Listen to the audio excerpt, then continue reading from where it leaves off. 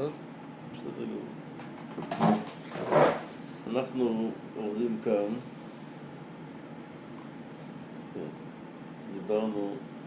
אתמול דיברנו על הרב הירש. מה שהרב הירש אומר שזה היה ניצוץ מהמנורה של ארץ ישראל. אמרנו ניצוץ ספארק. ניצוץ מהמנורה של עם ישראל, ואמרתי כנראה, אולי יודע, אולי לא יודע מה שהוא דיבר, כיוון שהמנורה של טיטוס זה משהו סימבולי מאוד מיוחד, חצי גוי, חצי יהודי, וזה אני חושב שמסביר יפה מאוד את מה שקרה בעולם. העולם קיבל משהו מהיהדות, דרך הנצרות. באמת היא ככה, שאם אני מסתכל טוב, אני לא יודע, מוחמד קיבל גם מיהודי וגם מנוצרי. מהיהודי קיבל טוב, מהגוי הוא קיבל לא טוב. אבל אני לא יודע אם לא היה נוצרי, אם היה מתייחס ליהודי כל כך. אני חושב ככה, הוא ראה שהנצרות למדה מהיהדות, אז הוא חשב שגם הוא יכול ללמוד. אני לא יודע, אם רק היהודים היו שם, אני לא יודע אם היה לומד מאיתנו או לא. לא יודע, זה לא ברור לי מספיק.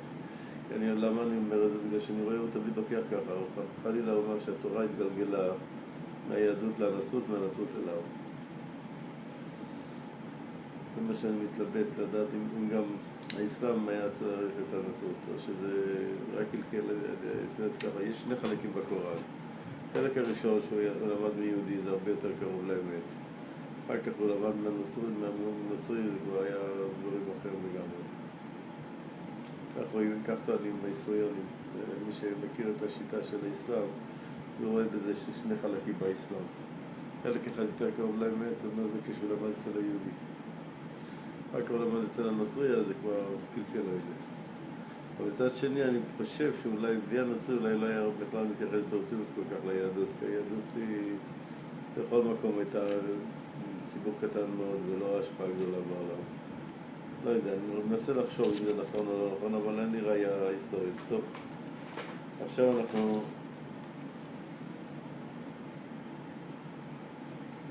עסקנו אתמול בנושא הזה עם אמי פלייר. מי זה אמי פלייר? אמי פלייר היה גוי גדול, חכם. הוא כתב בסוף את הספר המקדש הנעלם,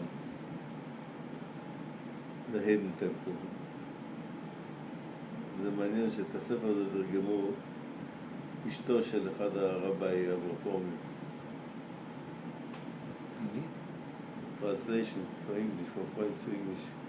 עשתה אשתו של סטפן וייס, זה אחד הרבנים הרפורמים.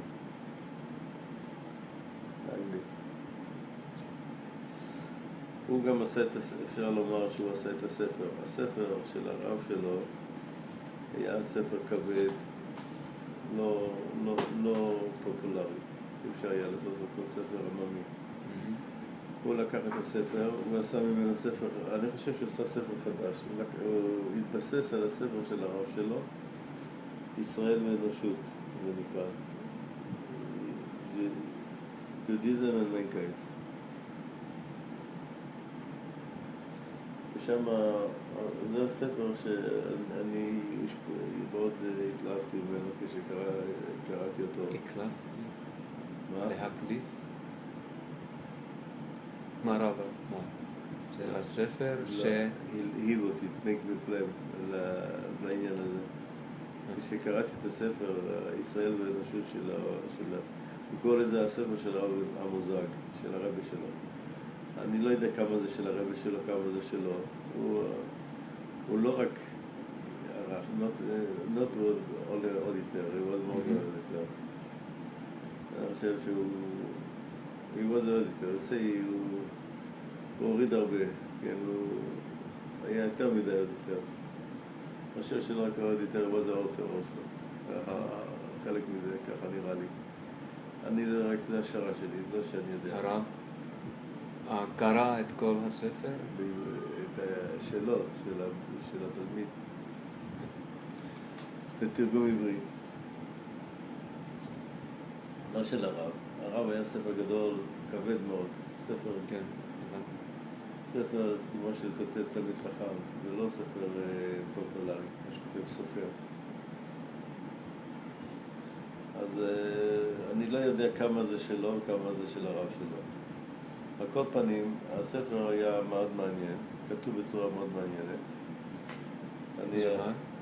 בצורה מעניינת, very interesting way. הספר היה כתוב בצורה מאוד מעניינת. וזה השפיע עליי להתעניין בנושא הזה, ומאז התחלתי לכתוב ולעשות כל הזמן בבני נוער. זה היה הסיבה העיקרית שהתחלתי לכתוב, כי הושפעתי מאוד מהספר. עכשיו היום אנחנו נדבר על, אתה יודע מה נדבר היום, אם מותר ללמד גוי תורה או לא. כן.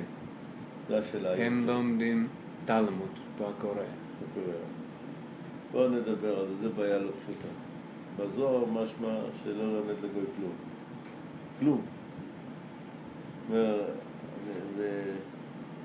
ומצד שני, יש לי בעיה גדולה עם זה. אני החלטתי פה, ובשביל זה אני קצת הפכתי להיות רבה של אלה שמלמדים את הגויים. אמרתי להם, את הכיוון שלי אמרתי להם, יש כלל בתורה, פיקוח נפש דוחה הרבה דברים. חוץ משלוש עבירות חמורות. עבודה זרה גילה ראיות משוקות דמים. חוץ מזה, פיקוח נפש מתיר את כל העבירות. לא מתיר אלא דוחה את כל העבירות. בשביל להציל את החיים. אני אומר שהיום, אם אנחנו לא נשתמש ביהדות, אנחנו מפסידים את הגויים. מוכרחים את היהדות יותר מה שנראה לנו שאפשר לתת להם. אחד מהמקורות שלי זה רבי ישראל מסלנט. היה אחד מגדולי ישראל, רבי ישראל מסלנט. הוא רצה לתרגם את הש"ס לצרפתית. שהגויים יוכלו להסתכל בש"ס. ש"ס? ש"ס. בצרפתית. הוא רצה, הוא לא הצליח. למה הוא רצה? רצה שהגויים יראו בזה את הגדול של עם ישראל. הוא כנראה ראה שיעבור קוריאה והשתגעו. אז הוא רצה לעשות את זה בצרפתית. הוא היה בפריז. עכשיו יש להם? לא. עכשיו בצרפתית. לא, יש היום בטח בכל הזרקות. כן. יש לך, כמו שעשינו עשה באנגלית, בטח עשו בצרפתית, בטח שיש. לא, יש. יש בצרפתית. גם כן הפפרון שלהם, הישיבה, אתה מכיר את יוסף פפרון? כן. הוא גם תרגם לישיבה עם הסרט אחד לגויים. איזה ספר? אחד מהש"ס, הטרחטק של הש"ס. לא ידעתי. תרגם טרחטק.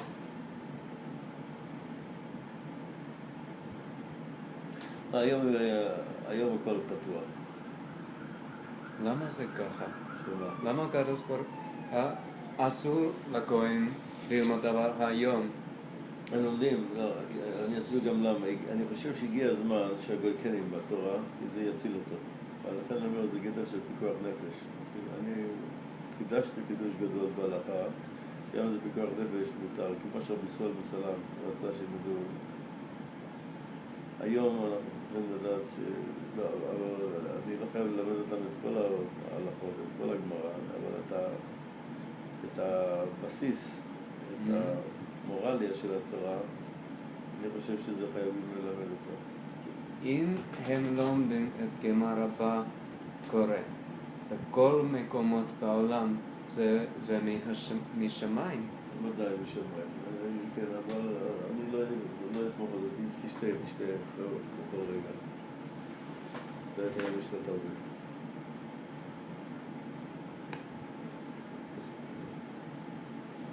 ברוך אתה אדוני אלוהינו מלך העולם שהכל נהיה בדברו.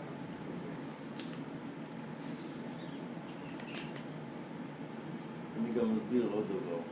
פעם, שבע מצוות היה איך לשמור את החברה. אז הכל היה נגטיב. אסור. היום אתה צריך לתת להם פוזיטיב. מה לעשות? הם רוצים להתקרב לקדוש ברוך הוא. אתה צריך לתת להם. קודם היה צריך להגיד, תשמור את החברה שלא יישבר, שלא יפרם. היום הם רוצים להתקרב לקדוש ברוך הוא. היום הם עושים בלי כפוך. הם מסביר את כל השבע מצוות בצורה הפוכה. למשל, העבר מן החי, אני לא אומר להם אסור לאכול עבר מן החי, אני מתחיל הפוך. והברוך רוצה שנהיה פחות גבוליטי לחיות, ודאי שאסור לחתוך, צריך לשמור על כל הזכויות של בן אדם, ודאי שאסור לגנוב. אתה צריך לשמור על החיים של בן אדם, ודאי שאסור לרצוח. אתה צריך לעשות חיי משפחה, ודאי שאסור את הליברליות. אני מתחיל הכל מהפוך, מחיוב. מנגד, מפוזיטיב. אותו דבר, אבל אני מתחיל מהפוזיטיב. כן. הכל פוזיטיב. אתה צריך לכבד את הקדוש ברוך הוא, אז ודאי שאסור לקלל אותו, כן?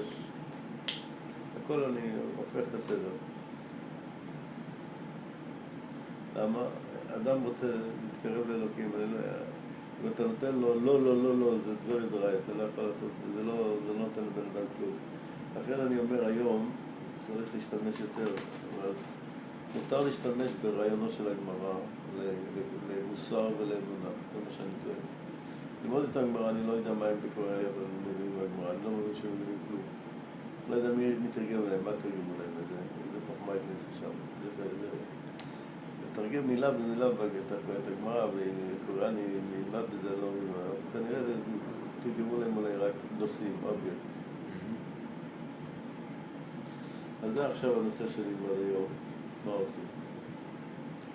איך ללמד, מה ללמד את הגוי? אז יש מחלוקת גדולה בעניין הזה. בגמרא אומרת שגוי שלומד תורה הוא כמו כהן גדול. שאת הגמרא, אני רוצה להגיד מה זה כהן גדול, זה ההסברה שלי, מה פתאום הגמרא משמע את זה לכהן גדול? מה הרעיון של כהן גדול? כהן כתוב כי שפתי כהן ישמרו דעת ותורה יבקשו ופיו. הוא לומד בשביל ללמד, ולכן הוא נקרא כהן. סתם ללמוד, בגלל שמעניין אותו סתם סקרנות, סקרנות, קוריוז, כמו קוריוז. סקרנות. You want know, סתם, רק בשביל לדעת. אתה מסתכל, אתה רוצה לראות, you see something, you want to look.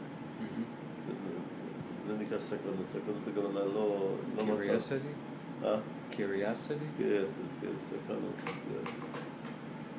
לא, כנראה, הגמרא התכוונה שהוא לומד בשביל ללמד את העולם. לכן הוא נקרא כהן גדול. ככה אני רציתי לפרש את הגמרא. כהן גדול. אז עכשיו אנחנו נקרא ככה, כתוב כך.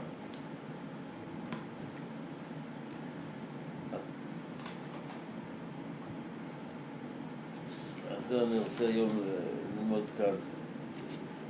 מה שאנחנו חייבים, זה כבר דיברנו קודם, אפשר בזה להעריך עוד יותר, רק פה יש יותר מקורות, מה שנסברתי, למה חייבים להסביר את ישעיהו אומר ככה, אני השם, קראתיך בצדק, אתנך לברית עם, לאור גויים, to light the world nation.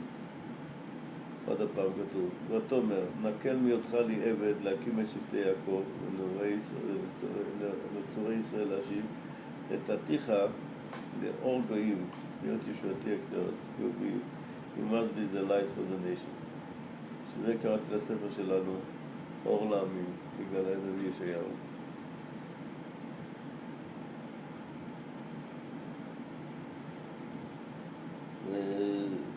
זה מה שגם רבי הירש לא לימד אותנו ללמד את הגוי, הוא רק לימד אותנו ככה, שאנחנו יכולים להיות זה example. הוא לומד not direct teaching, לא לומד את הגוי ישר, אלא הגוי לומד מאיתנו. משלמים. לא, זאת אומרת, אנחנו נהיה לו דוגמה, example. ואתה רואה אותנו ולומד מאיתנו ככה. הוא יכול להיות שהוא לא האמין שאפשר ללמד את הגוי ישר. זה היה רחוק מאוד, רבי שהיה לפני כמעט 200 שנה. אז לפני 200 שנה ללמד את הגוי ישר, כנראה זה היה נראה רחוק מאוד. כך אני חושב, שלכן הוא מדבר בתור דוגמה. כך אומר, אבל על עם ישראל הותר להתייצב כעם בין העמים, ובתור עם להראות לכל העמים שהשם הוא אשר יתגאל עמו, הטוב המיטיב לעולם כולו, שאם רק נתמסר למלות את עזרנו בחיינו נקבל מידיו בשפע רב את אותם אמצעים שבני אדם רואים אותם ברכה, שהתמסרותנו לעבודת השם יכולה לשמש יסודתנו לקנאת חיים. זה נכון מבחינה אחת. למה קוריאה רוצים לבוא ללמוד גמרא? אתה יודע למה? הם רואים את ההצלחות של מדינת ישראל. את הצלחות. בקסקול. מה שאנחנו, ישראל פטנט, ובכלכלה, כל הזמן רואים את הברכה, הם רואים את הברכה. הם לא יודעים שזה הקדוש ברוך הוא נותן לנו באופן מיוחד, הם חושבים שזה, יש לנו החוכמה שלנו, ויזדום של היהודים.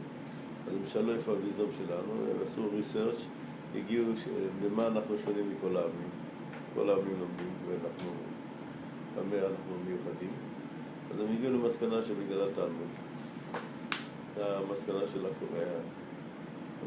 הם לא מבינים שהתפקיד שלה, אבל הוא גם כן, רבי שלא מדבר שאנחנו נלמד את הכל ישר. אנחנו נראה, we show you need be a nation. מזה הם ילמדו. יכול להיות שהוא לא האמין שאפשר ללמד את הגוי ישר. אבל הוא האמין שאם אנחנו נהיה דוגמה, יבוא ללמוד מאיתנו. וזה קרה.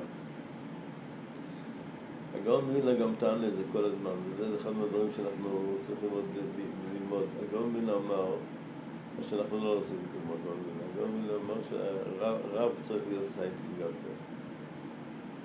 למה? אבל בזה הוא לא צדק, הוא צדק ולא צדק. מה הוא אומר? אומר ככה, הגוי לא מבין גמרא. אבל אם הוא יראה שאנחנו גם גדולים בסיינטיסט, אז הוא יבין שהגמרא נתנה לנו את הכוח להבין גם את המדע.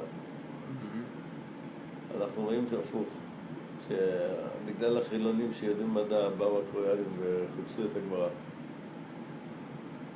חיפשו, איך? רואים כמו הגאון, שכיוון שאנחנו מצליחים בסיינטיסט, ישראל מובילה היום בהרבה דברים, בפטנט של העולם. כן. ישראל זה כמעט מהראשונים היום. אני לא יודע איזה מספר אנחנו, אמריקה, ישראל, משהו כזה כמעט. אפילו, איך אומרים, סיינטיסט, באמריקה, רובם... כן. בניו יורק 80% של הפרופסורים יהודים.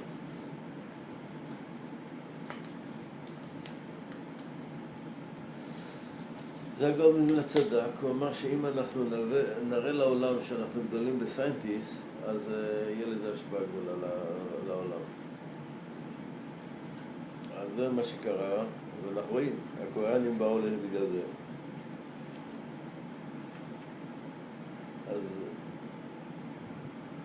אביר שובר כל הזמן הדוגמה של ההיסטוריה של עם ישראל, השפיעה לעולם. הוא לא אומר שנלמד אותם. ילמדו מאיתנו.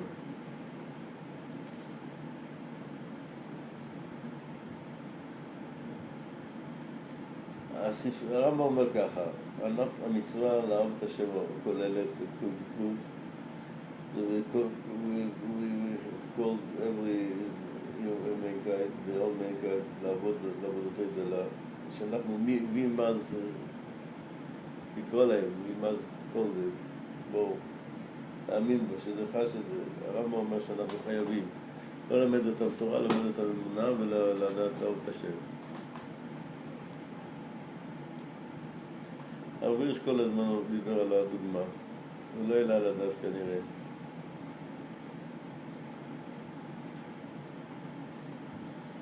בעיקר הוא אומר, הוא לומד מזה שאנחנו מסרנו נפש, זה כן, הגויים התפעלו מזה שאנחנו מסרנו נפש של התורה כל ההיסטוריה.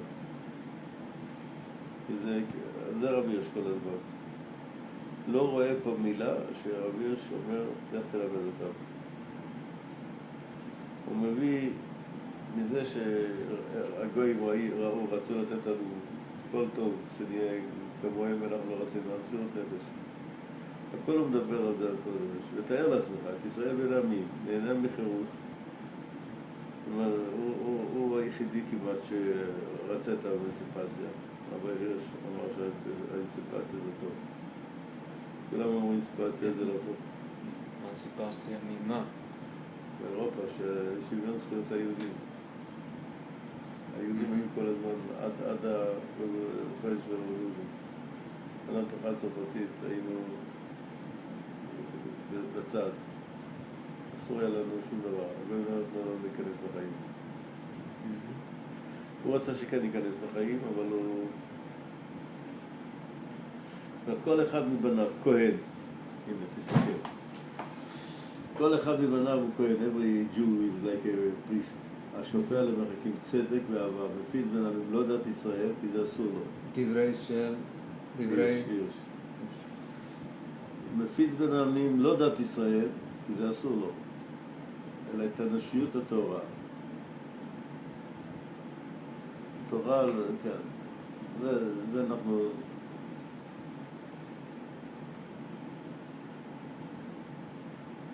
כמה העולם היה נראה אחרת, הוא אומר. אם היהודים היו מאמינים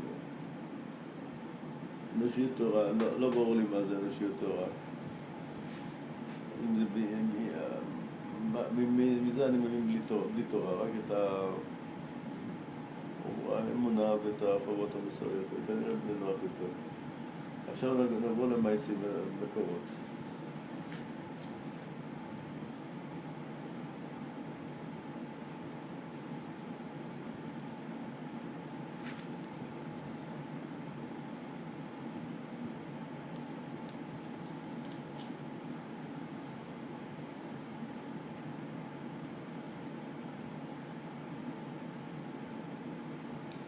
אחד מהבעלי תשובה מספר למה הוא נהיה בעל תשובה. היה באמריקה בזמן שניל אמסטרונג ירד הירח והתחיל להגיד טילים בבראשיס. גוי אומר את התורה, ואני היהודי לא יודע מזה, אז זה מה שכאן אני טוען כל הזמן שאנחנו מציעים, אנחנו משכנעים את הגוי להיות גוי טוב, אני מציע להרבה יהודים.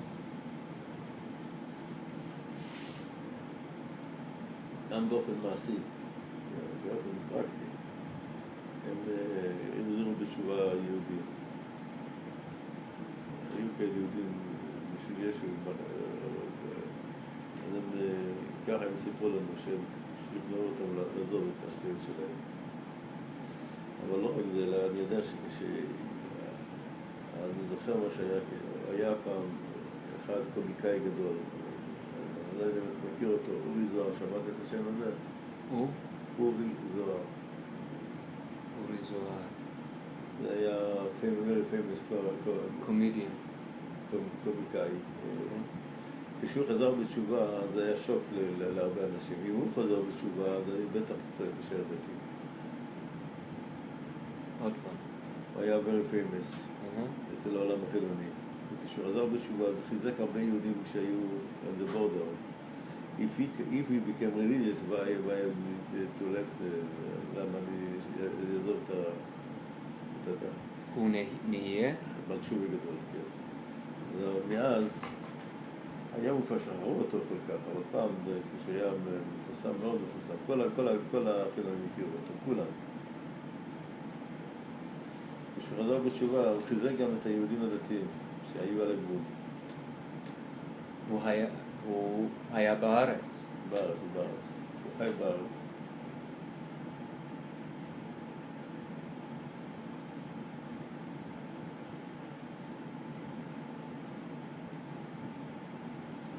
זה מה שאני מסביר, שאם אנחנו מחזירים בתשובה את הגוי, אני מחזיר בתשובה את היהודי גם. לכן זה בעיניי פיקוח הנפש, ואני מתיר כמה שאתה צריך להסביר לגוי להיות גוי טוב. מותר לך להשתמש באגדות חז"ל. הפוסקים אומרים ככה, רוב הפוסקים מתירים ללמד את הגוי תנ"ך. יש לי גם ראיה, מי שרבים תרגם אפילו את התורה, הוא תרגם ב70 לשון. יהושע כתב את התורה ב70 לשון, באו הגויים והעתיקו. זה מה שמפריע לי נגד הזוהר. אם אסור ללמד מילה אותם, למה הקדוש ברוך הוא אמר לא לכתוב את התורה על המזבח? והגמרא מה שבאו הגויים והעתיקו. קפיטו, העתיקו משם. בערב יהושע עשה מזבח וכתב עליו 70 לשון את התורה. למה רוצה לכתוב את התורה בשביל לשון? בשביל מי? אם רק בשביל היהודים, זה לא הגיוני. ובאמת הגמרא אומרת שבאו גויים והעתיקו. הם שלחו את הסייג'ה שלהם והם העתיקו בשם. זה לא נהיה פופולר, לכן היה צריך אחר כך את הגריק טרנסליישן. זה יותר מאוחר, בבית השני כבר היה תלמי, תרגם לזה. לכן יש לי כאן דילמה גדולה. מצד אחד יש אומרים לא למד כלום את הגוי. זו שיטה שבדרך כלל הייתה של החסידים. וזה מעניין שחב"ד הם גם חסידים, הם דווקא יותר פתוחים ללמד. אני לא יודע מה הם מתירים לעצמם ללמד, לגויים מה לא. אבל הם לקחו את השם הזה. חסידות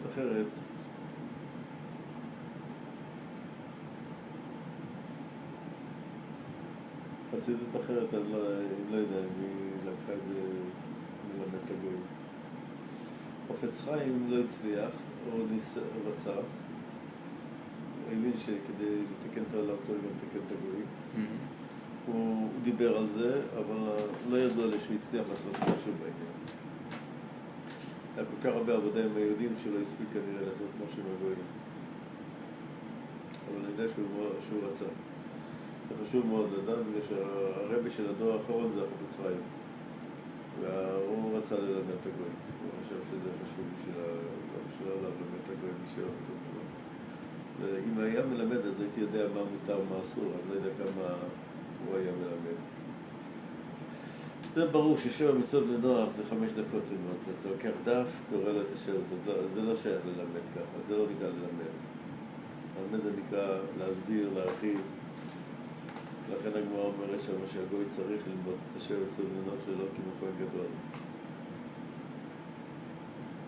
המאירי וככה, אני מסתמך על 2 דברים. על המאירי אומר שאם הגוי רוצה לשמור מצוות, מותר לו ללמוד כל המצוות שהוא רוצה לשמור. שהוא רוצה לשמור. החז"ל ספר אומר שזה כל מה שאסור זה לגוי שעובד אלילי. בברכות. ודאי, הגוי, כתוב בשולחן ערוך שגוי מברך אבל לא אומר.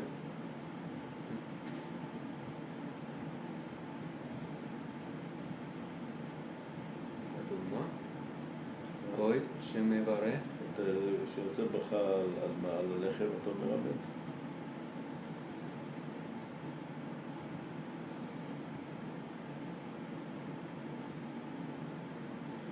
אתה רוצה לשמוע את כל הברכה.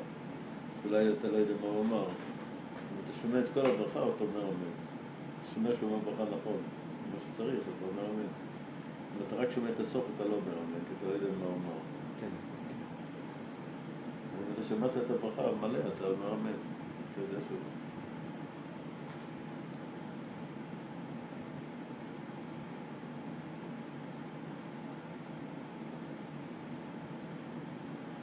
אז זה הנושא שלנו היום, מה שהזוהר אומר, מי שאסור לתת לו. כתוב ככה על הגוי או על הקוטי?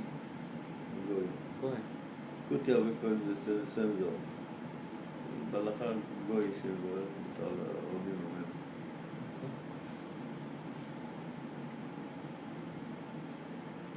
הבעיה ככה, הלשון של הרמב"ם זה לא פשוט. כתוב כך. רבותינו אמרו, עובד כוכבים שעוסק בתורה חי המיתה, למה? שנאמר, תורה ציווה לנו משה מורשה. זה שלנו, הכלל. לנו מורשה ולא להם. עוד כתוב. חוקיו ומשפטיו לישראל לא עשה חן לכל גוי, ומשפטים בא לדאוג. וזוהר הקדוש החמיר מאוד, אפילו לא למד אותם אות אחד מהתורה. אבל, למה הוא אומר, זאת התורה שעשה משה לפני בני ישראל, אבל לא לעמים אחרים. אסור ללמד אותם שום דבר. למה הוא אומר, התורה כולה שמו של הקדוש ברוך הוא, אתה יודע את הזוהר, הזוהר אומר שכל התורה זה שמו של הקדוש ברוך הוא. חומש, כולו זה שמו. אני אומר, לא לתת להם ככה.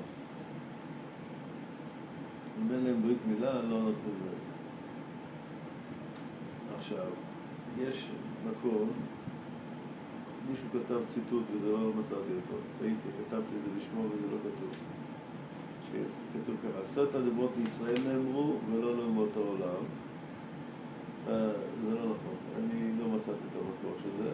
כתוב הפוך בגמרא, שכל דיבור ודיבור של הקדוש ברוך הוא היה בשביל לשון.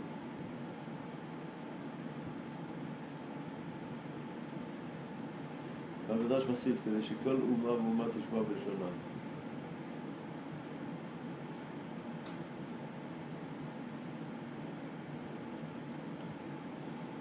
כתוב כך, שמות רב, אמר רבי יוחנן, הכל נחלק ל70 קולות, כדי שישמעו כל הקולות, כל אומה ואומה שומעת קול בלשון האומה, כולם שומעים בשפה שלהם.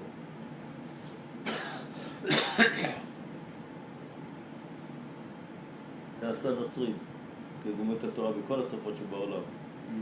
אנחנו היהודים לא עושים את זה. זה לא יודע, אנחנו פחדנו ללמד את העולם, אני לא יודע, אבל הגוי עשה את זה. אבל אתה יודע שזה לא 100%. יש שם דברים לא בסדר. התרגום הנוצרי לא 100% בסדר. זה לא תרגום כמו שצריך להיות. אבל בכל זאת, זה פיזר את התורה בכל העולם. ספרד את התורה עם דברות.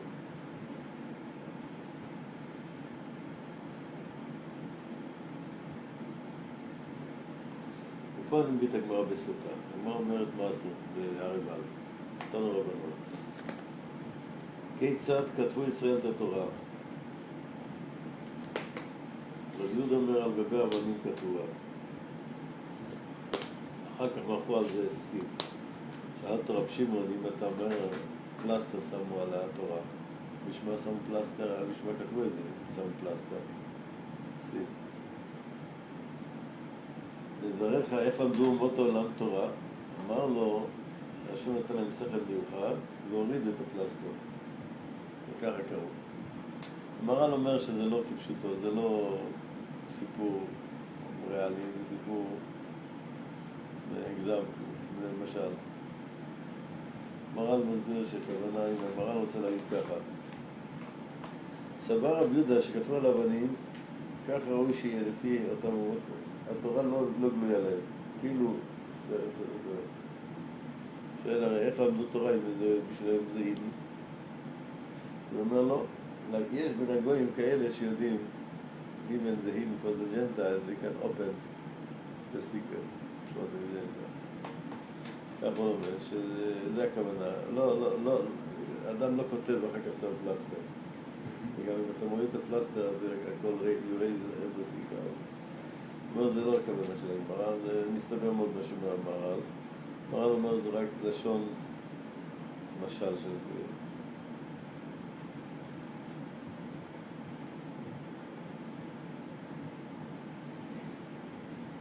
אני רוצה להגיד ככה, אין התורה כל כך בנגלה להם, כאילו היה דבר היה בכוח ולא בפועל, לכך התורה על האבנים, והסיד, היה כיפה על התורה, עד שהוא אומר, איך זה נשאר רק בכוח, זה פון של, עוד מפון של, ולא ריאלי. בפוטנציה ולא בריאליה. הוא אומר, לא, יש לגויים אנשים שיכולים כן לחדור לתורה בדרכם.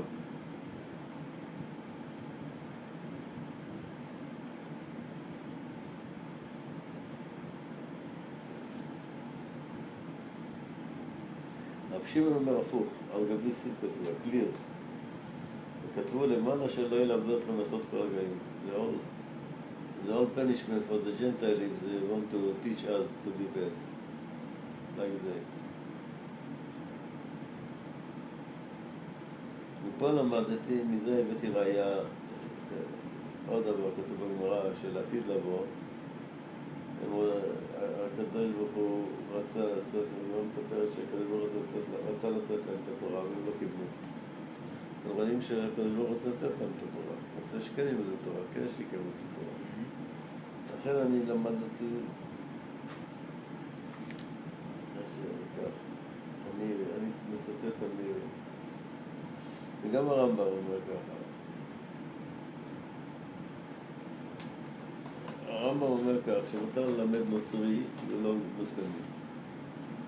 הנוצרי נותן רספקט לתורה, המוסלמי לא. אתה יודע מה שהם אמרו המוסלמים, שהתורה הייתה ואין די, אין על. הנוצרים לא ככה, הנוצרים אומרים שהתורה גם היום, הם מחברים את זה ב-Old Testament ו-New Testament. לכן אומרת, הגוי המוסלמי לא נותן שום כבוד לתורה, אל תלמד אותו. הוא מרשה. כתוב כך, גוי שעסק תורה חייב מיתה. זאת אומרת, אם חייב כל בר ישראל להימנע, התשובה ודאי זה לך. אם היהודי יכול לא לתת לגוי ללמוד. לפי הרמב"ם אסור לעשות פרופגנדה של תורה. לפי הרמב"ם אסור ללמד ביוטיוב. אני רואה ביוטיוב שהם נכנסים גם בסעודיה ובמקומות שאני לא חושב שיש יהודים. סעודיה?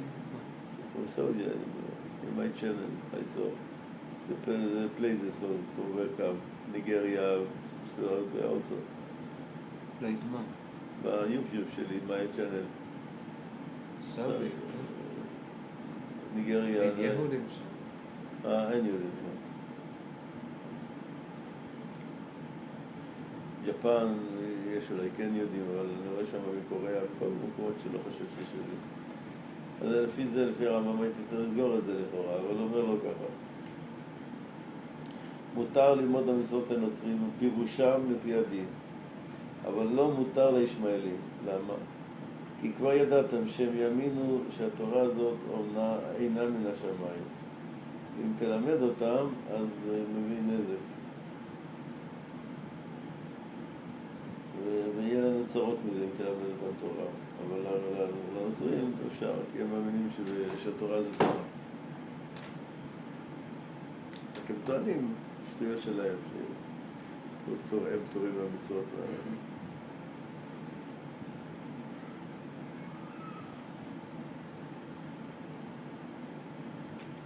אומר המילים ככה, נגד הרבה אחרונים.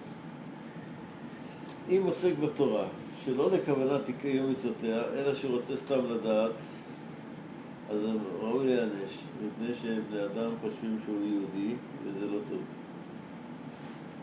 אבל אם עוסק במצוות שלו, זה בסדר גמור. אין כאן טעות. אבל כל שכן, עם חקירתו. תראה, לפי המיר, אני מסתמך על המיר הזה. אם his research, he won't know what is the Torah, to know maybe he want to become a Torah, לפי המיר, he made to do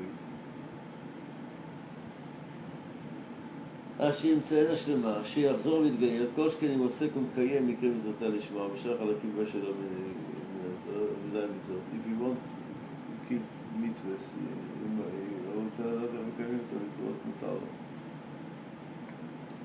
זה חשוב מאוד, המירי הזה, לאלה שרוצים להתגייר. לפי רב קיוויגר, יש לו בעיה. הוא אומר, מה אני אעשה עם האלה שרוצים להתגייר? אני לא יכול ללמד את התורה. הם אומרים, אם לא תלמד אותם, איך הם יתחילו לקיים מצוות כשיגיעו יהודים? הם צריכים לדעת. המהרש"א סובר נגד רב קיוויגר, אומר שהם לומדים את הגוי קודם. כך עשה גם הלל, הרב קיוויגר מתלבט, הלל לימד אותם תורה עוד לפני שגייר אותם בתורה.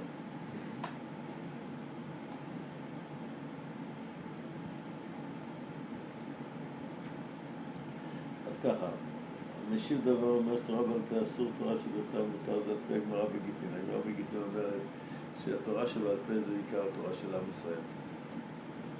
התורה שבכתב זה גם לגויים. זה רבי עקיבא אמר שאם מישהו רוצה להתגייר, טובלים אותו ומלמדים אותו. מישהו. לא, מה? מי אמר בזה? הלל. הלל, השאלה אם לימד אותם תורה לפני שגיירו או אחרי שגיירו. בפשטות או לפני שגיירו, כבר לימד אותם תורה. אם אחרים רוצים להגיד זה אחרי שגיירו אותם. לא ככה משמע לדבר.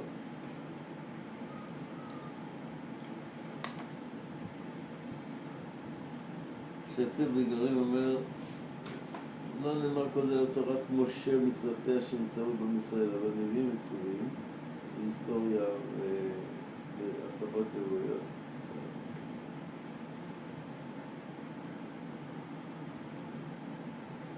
מר"ד זכרת אומר ככה, התורה שבעל פה אסור ללמד אותם, כי חייב להיות בביז'ן, בין היהודים לגויים, וזה ביז'ן תורה שבעל פה.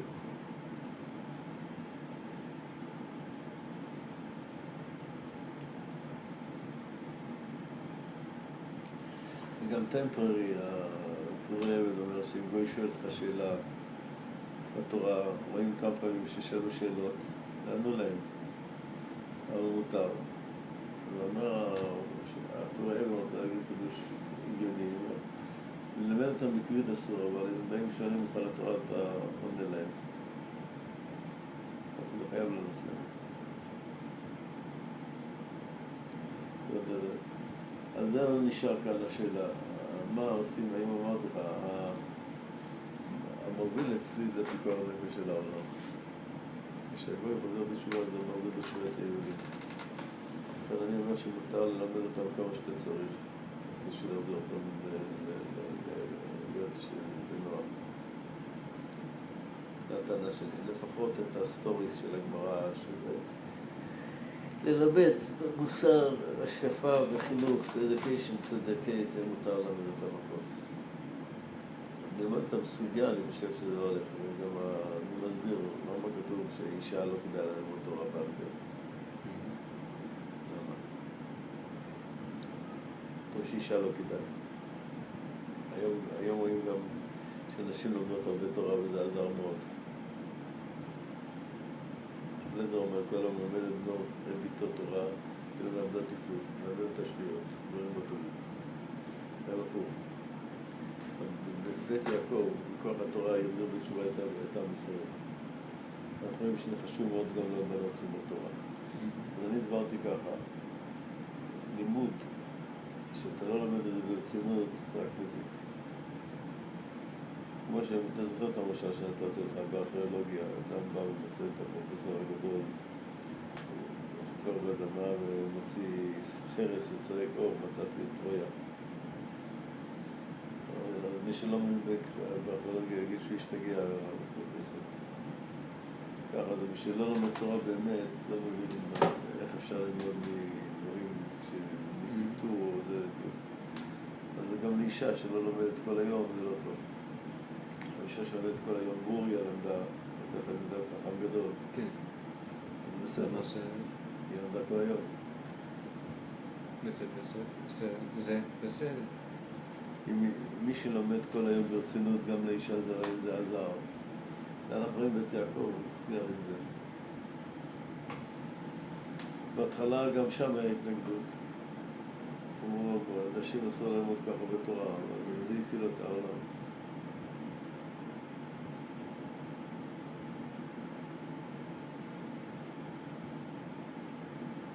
לכן יש לי ככה, יש לי את המאירי, שאם אני רוצה לדעת את התורה באמת, ברצינות, רוצה לקיים מצוות מותר.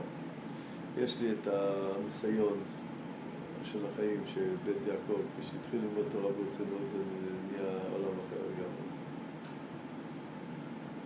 זה יחזיר בתשובה את עם ישראל. ועכשיו, מה לעשות? אז אני אומר, היסוד שלי זה פיקוח נפש. על סמך זה אני מתיר לעצמי ללמד הרבה יותר. אז אתה זוכר, יש לך את הקורא, טוב, אין לי, זה באנגלית, יש לי תיקון של החומש בשביל גויים. עשיתי שם הרבה רעיונות של חז"ל. אבל אני אומר, זה לא תורה, צריך ללמד אותם את ההשקפה של החיים. זה גם לא יצטרך ללמוד מהתורה.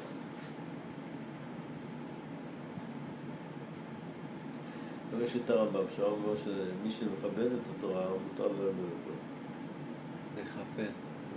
עונר את התורה. אספקט את התורה. אז על פי זה מה שאנחנו עושים היום, לומדים קצת תורה. הרבה תורה, זאת אומרת, אנחנו לא נכנסים להלכות, אנחנו נכנסים בעיקר להשקפה של התורה, לחיים, על הדברים האלה. וזה אני חושב שצריך ללמד גם את הגויים. אז בזה גמרנו את העניין הזה של הגוי. עכשיו נשאר לנו כאן, מה שאני עשיתי בספר, נכנסתי פשוט להסביר קודם כל מה זה חיים של הרוחניות. הרעבון הרוחני. בני אדם רוצים רוחניות. מאיפה זה בא? נשמה של בן אדם מחפשת רוחניות.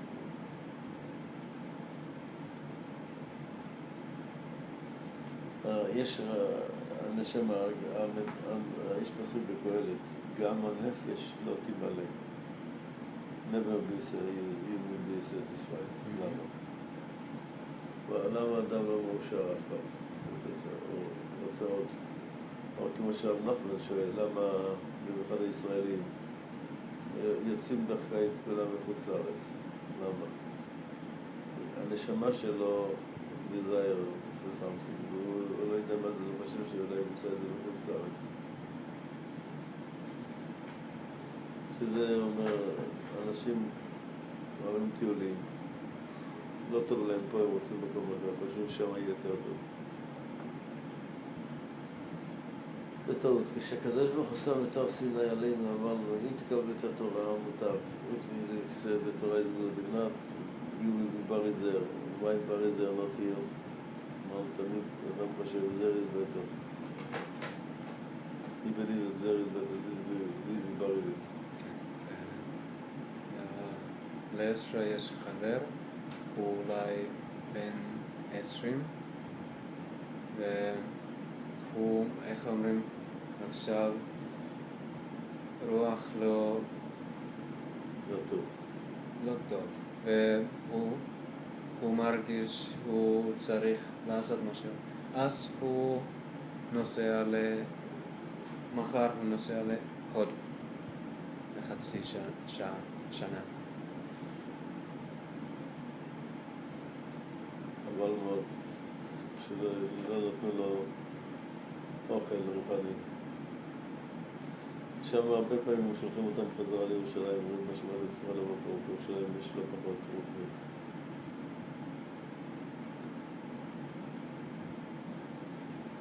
אני טוען בגלל שאנחנו לא נכנסים בהשקפה של היהדות, אנחנו נכנסים יותר רק בטכניקה. טכניקה של המצוות, איך לעשות. טכניקה, לעשות. לא בלב של המצווה. אם לא נכנסים בלב של המצווה, אז האדם מרגיש את עצמו יבש, דרעי. זה זוהר צועק, וואי לעבדר, וואי תלבישה. אוי לאלה שעושים את התורה, דרעי.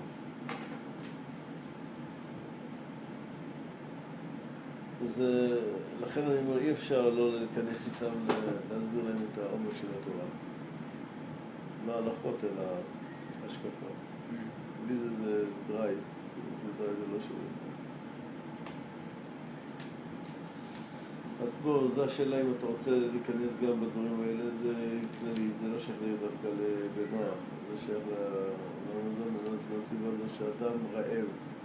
אם אתה לא נותן לו אוכל אמיתי, הוא מחפש אוכל לא נכון. אוכל אמיתי של הנשמה זה האמת. האמת של התורה, לא רק הדברים המעשיים של התורה, אלא מה התורה מלמדת אותנו.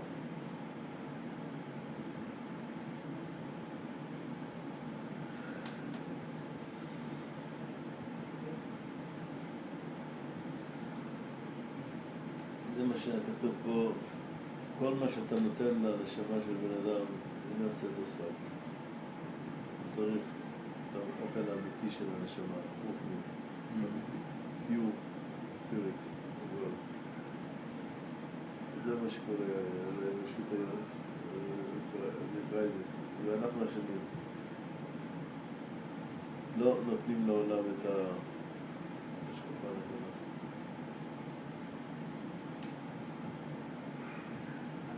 זה להיום. ומחר אמרתי שכנראה לא יהיה לי זמן. כי אמרתי, אני אלך לאדם ואני נשאר שם, איך אומרים, overnight, ואולי בדרך חזרה, אבל אני יכול להתקשר לרב? תתקשר מחר לכאן. בסדר. עד 5 אני לא כאן. אני בהר ציון. שם אחרי... אוקיי. עד 5. עד שאני חוזר. אנחנו גומרים ב4. עד שאני מגיע הביתה זה 5. ולאחר זה